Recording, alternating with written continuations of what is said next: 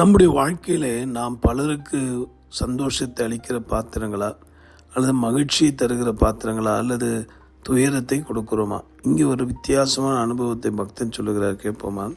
சங்கீதம் 119:74.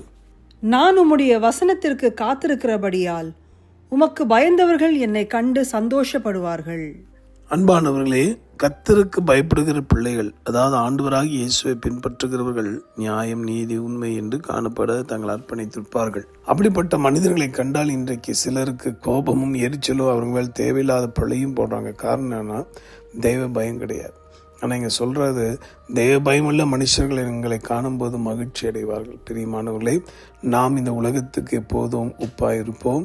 சாரமற்ற வாழ்க்கை வேண்டாம். நாம் பிறருக்கு இனிமையானவர்களாக எல்லா வகையிலும் ஆண்டோடைய அன்பை எடுத்து உரைக்கிற பாத்திரங்களாய் காணப்படுவோம்.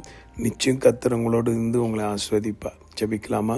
ஆண்டவர், இந்த அனுபவத்தில் இந்த வார்த்தையின்படியே ஒவ்வொருடைய வாழ்விலும் அப்பா, அந்த கசப்பான மாறாவை நீர் மாறி எல்லாம் இனிப்பான நீராக மாறட்டும். ஆண்டவரை, இதுவரைக்கும் வாழ்க்கை காணப்பட்ட துன்பம், துயரங்கள், ஆண்டவரே, சண்டைகள், பிரிவினைகள், கோபங்கள்லாம் மாறட்டும்.